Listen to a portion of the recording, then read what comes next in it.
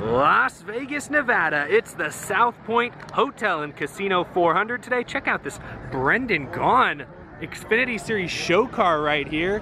We saw a couple South Point cars on track yesterday. This is a classic.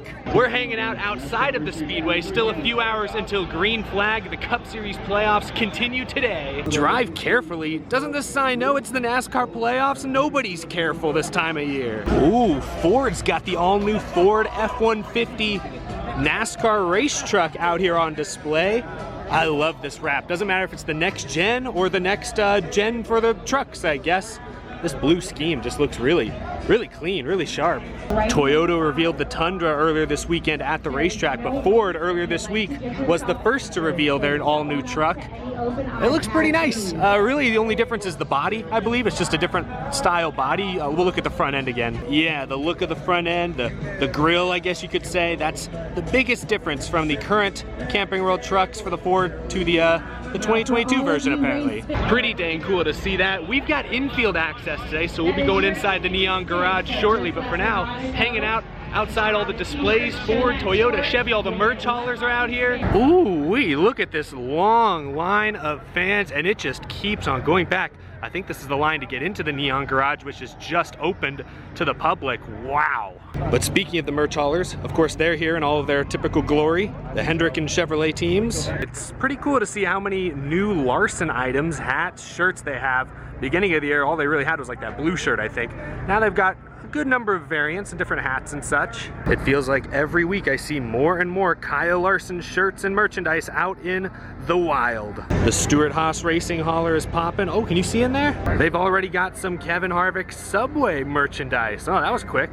Toyota, 2311 Racing, Joe Gibbs Racing, Kyle Busch out here as well. And Team Penske to round it all out. This is pretty cool. Everything's kind of compact. I mean, I've never really been to Las Vegas before. I went last year at the beginning of 2020, but I didn't come outside the Speedway and see what was all out here, so everything feels pretty compact. I don't know how this compares to like 10 or 20 years ago. I believe Las Vegas is celebrating its 25th anniversary this season, so I don't know how much has changed, how much has it. Those of you who've been to Las Vegas before will have to let me know down in the comments. Whoa, they've got some pretty cool cars out here. This is part of Dream Racing. I don't really know what that is, but I know it's located here at the Speedway. You got some Porsche, Lamborghini. Oh my goodness, very sharp. I believe they're kind of like the Richard Petty driving experience, but for fancy exotic cars. I guess that's something you can do here at Las Vegas. Wow. Couldn't head into the track before checking out the Toyota display. Here's their all-new Camping World Truck Series body. Whoa. You see more of the edges in person. I saw a lot of photos online, and a lot of people were kind of giving their takes on the look. It's polarizing, I'd say. I kind of like it. At least it's accurate to the real truck that it's based off of, you know, as accurate as you can be trying to scrunch that design into these little race trucks, but I think it looks okay. You can see some of the edges though. It's not perfectly flat around the fender. Can you kind of see that right there? I mean, I don't know, I don't know how similar that is to the current trucks, but I kind of like it. I don't know, I'm more on Team Toyota Tundra than other people seem to be. Hopping in line, gonna head into the Neon Garage. At least it's moving. Picked up a little free mini race program as we walked through the front gates. I forgot, you know, we're going into the media center and we have our normal backpacks, but apparently at Las Vegas they are, you know, enforcing fairly strictly the clear bag policy still. So that's something, if you're going to race at the end of this season or a race maybe early next season, keep an eye out for bag policies.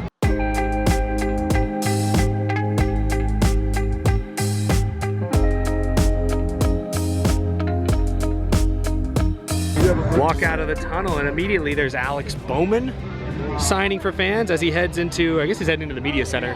Maybe we're supposed to be over there, I have no idea.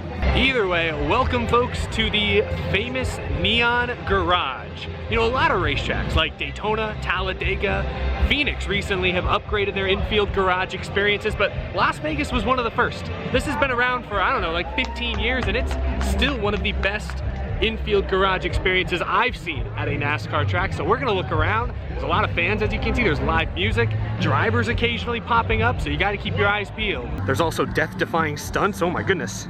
Do not try this at home.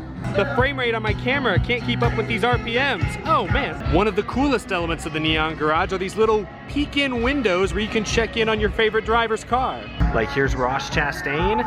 Sometimes you can see the crew guys working on it. Back in the day when there would be, you know, practice and qualifying all throughout the weekend, you might see, you might get more views of the teams working on the car. You might even get more chances to get an autograph from your favorite driver. But as of now, at least you get a good view of the cars. At least you get a clean shot of the paint scheme. And if things are a little crowded on the first floor, boom, you can launch an aerial assault and get a bird's eye view looking down in there. Oh, Logano's car. Going with the all yellow Pennzoil look. I like it, very clean. Now, because we were fortunate enough to score some special access this weekend, we'll be looking at these cars up close from the other side of the glass here shortly. But just wanted to give you an idea of what the famous Las Vegas Motor Speedway Neon Garage looks like on Cup Series race day. What did I tell you about other side of the glass? See, they're peeking through the windows we were just peeking through, but now, because we have special garage access, again, this is not a part of the Neon Garage, we can take a little behind the scenes look at some of the playoff cars. Now, this reminds me of pre-pandemic norms. You got fans waiting outside some of their favorite drivers' haulers, hoping the drivers will make an appearance here shortly. The biggest crowds always wait outside of the Team Hendrick haulers. Never fails. First driver sighting of the day, surprising, it is Chase Elliott. Matt DiBenedetto right there, a lot of eyes on him. He's finished second here once or twice, I believe, recently. Good track for him. Kurt Busch in there talking to fans, friends, media, I'm not really sure, but there he is. Home track for him. I didn't really show you all this part of the Neon Garage, but you can actually come to this end of the balcony and oversee the rest of the real Cup Series garage where the drivers and cars may be coming through. Good look at the back of Alex Bowman's Ally Chevrolet. I think all the cars maybe made it through inspection. I'll have to check for Bob Pocker's tweet to make sure nobody's going to the rear. Lots of fans and cameras around Kyle Busch's hauler. Not sure what's going on over here. There we go. Dang, he's nearly as tall as I am. Wow, you got part of the I Am Athlete podcast out here. I wonder what they were just talking to Kyle Busch about. He's got the Daniels Amigos shirt on. Look at that. Yeah. I guess not every car's through the inspection line yet. I don't know where William Byron is. There's Harvick. Looks a little happier this week.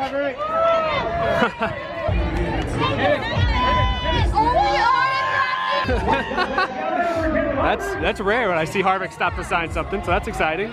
Crowds are beginning to move towards the front straightaway as cars are being pushed out to the grid. Oh baby, oh yes. A good look at the Dr. Pepper car. I just realized I'm wearing a Dr. Pepper hat today. Oh, that looks so good. That looks delicious. Big fan. Big fan. Oh, that's nice.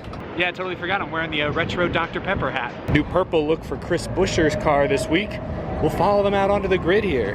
Oh yeah, boys, we are up close to the action. Well, I guess there's not really any action yet. The cars are dormant, but still, we're up close. Christopher Bell with the Sirius XM colors. Aw, check it out. Hot Wheels. On board, Tyler Reddick's number 8 with Caterpillar. Wow, that's cool. That looks awesome. Sweet. Walking out onto the front stretch. Ooh, trying to stay off the grass. This is a pretty cool view. Check it out. The Xfinity, Geico, Coke, Busch Beer, Cup Series playoff logos painted into the grass. There you have the media center. And then right over here, we're heading towards the stage where someone is playing some live music. I don't know who, I don't know what, but it's going. We are still at least a half an hour away from driver intros beginning, and we're still over an hour away from the green flag. But you know, some fans starting to find their seats. Other fans, I don't know how you get out here on the front stretch. Again, we have the Essential Pass, so we're very fortunate this weekend. I don't think anyone in the Neon Garage can come out here, but there is a decent crowd. Oh, check it out. It's the Choose V, and I noticed they have these little orange, you know, triangles here in the fence to help drivers see where the orange choose cone is. Here's a look at the crowd in front of the stage. Again, I'm not sure what pass you need to get out here, but a little bit of a crowd. There's a staircase leading from the normal grandstands as well, so fans are coming at it from every angle. That country western vibe, whatever that music is, not really for me. So we're gonna see if we can spot some of the drivers as they head towards the driver intro stage, which according to my invisible watch, they should be on their way any minute. Oh wow. That's Dana White, whoa. Didn't expect to see him here. I don't really watch fighting stuff, but that's hard to miss him, wow. Ross Chastain, Matt DiBenedetto waving to fans. Ryan Blaney close behind. Here turn 1. Dale Earnhardt Jr. standing next to the NASCAR Cup Series Championship trophy. Waving at crew members. Everyone knows Junior. Everyone likes Junior. Oh, now, oh yeah, they're actually having a conversation. Oh, not just a wave. Oh yeah. NBC's got a whole camera rig set up over here, getting ready to probably start the pre-race show, I'd assume, with Dale Jr. I see Jeff Burton hanging out over here as well, talking to, I believe that's Todd Gordon. Most of the drivers have made their way over to the intro stage. You can kind of pick them out of the crowd pretty easily based on their color, like Kyle Busch, the yellow on the left, easy to spot. Meanwhile, we're over here on pit road taking one final clean look at a lot of these race cars, even those who are tragically no longer in the playoffs. The Monster Energy colors always look fantastic. Kyle Busch's M&M scheme looking good as ever. They got a special commemorative, what does that say, 40-year anniversary for Ethel M chocolates. I don't know much about them, but I've seen that paint scheme on his car out west before, so they must be a Western-based company. We glanced at Logano's car earlier, but another look at that mostly clean yellow, kind of like some sesame seeds on the door there. I don't know what to call them. It looks pretty good. Kevin Harvick in the Subway colors for the second week in a row, next to Martin Truex Jr., who I believe will have to start at the rear. Actually, so will William Byron. Both apparently failed inspection a couple of times. A couple of good-looking purple cars, or primarily purple cars right here. Yeah. Bro, is the lug nut dude lost? Where's he going? Stage is over there. Where are you going? Oh, fist bump. Okay, never mind. He's not lost. He knows. He owns the place. Oh, he freaking owns the place. Oh, and it's the Wonder Boy himself, Jeff Gordon. Richard Childress on the phone next to Brendan Gaughan as well. Everyone's out here. I mean, I'm on the grid right before a cup race. I guess I shouldn't be surprised. Jeff Gordon arriving at Chase Elliott's car. Gonna talk to Bob and Alan Gustafson. What a trio right there. Oh my goodness. Alex Bowman as well. Everyone's here. Kyle Busch and Jeff Gordon talking it out.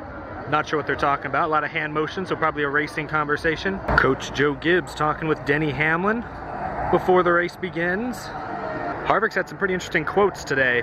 Sounds like he's still not happy with Chase Elliott. Whatever they talked about in Elliott's Hauler last week did not completely even that situation out. I don't want to get too close, but you got Chase Elliott standing next to Dale Jr. and Jeff Burton with the championship trophy. In fact, there's the NBC camera pointed like right at us, so yeah. William Byron in the foreground, smiling at Kyle Larson as Larson walks to his car. He's starting on the pole today, I believe. Definitely a favorite for this race, and really for every race. Martin Truex Jr. This is cool, just seeing all the drivers talking with their crews and sponsors and teams and owners and everything right before they get suited up. You know, I just noticed that Irwindale Speedway decal on the C-post.